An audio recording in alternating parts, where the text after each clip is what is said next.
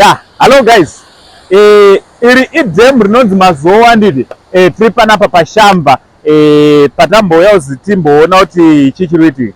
Guys, pano pakavakwa zvakanaka. Paka idhemu ke. Oropota chivhurirwa chichi. This is nice. This is nice. Mazoa dam. Vanhu vanongoti Mazoa ndidi. Mazoa river. So ndo pakangogadzirwa kadhemu imwe. Yeah, the place is beautiful. It is very beautiful. So what do you think about this place? Dzimwe nzvimbo dzakatonaka muZimbabwe. Dzimwe nzvimbo dzakatonaka zvekutodaro zvekutorevesa. Tofana kungonakirwawo nenyika yedu so. Hazvisi zvese zvakashata, hazvisi zvese zvisiri bo. Panapawo pakatonakawo zvekutotiwo tatovaoneka nguva yakanaka, especially vemaselfie vaivai. Kauya uchitorwa kuti mapicture twako panapa. Undoona wega kuti bolato singaita ndiri. What do you think about this place? Also, I would like to announce that we'll be going to Victoria Falls. Vic Falls, we are coming there. So all you need to do is to book your seat. No, but the $50 chete. Number yedu very limited.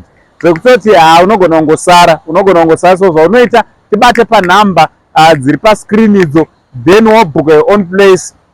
So kuchandwa it's only one day and one day, but tichanoita activities akafanana game drive kunopinda mumapopoma nebrai and tichaenda neparty bus yoti will be partying all the way from Harare to Victoria Falls. So all you need to do is to get in touch with us panumber dziri pa screen because kurungoenda vanhu vashoma ndofunga 15 chete and 15 because hatidi kunyanyowandisa. So hazvina basa kuti une munhu kana kuti hauna munhu, macouples, everyone, vana mama vana baba, it's only one day. Tinosimuka nemusi weFriday manheru tonosvika ikoko Saturday makuseni toswera tichiita maactivities ese, then after my activities todzoka. We are not going to sleep ku Victoria Falls unless kana pakazoitwa mamwe maarrangements, but for now tiri kungoenda for just a day tonomboona kuVic Falls. Sunday totomuka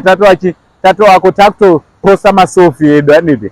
So ndibate pa number dziri pa screen, oenda na Uncle Saint, wombofamba na Uncle Saint tichinakirwa tiri muparty bus ande.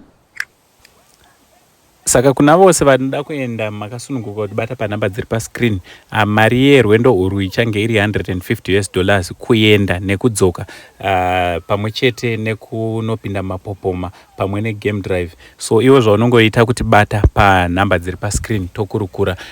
Kana ukabhadhira $50 ichange iri deposit, kosara $100 iyo yaunozopedzisa. Aiwa, tibate panhamba dziri pascreen kuitira kuti usasaririre. Aiwa, kana une munhu wauri kuda kubhadharira wakasununguka zvakare kutibata, kana muri kuda kuenda semhuri munongotibata zvakare.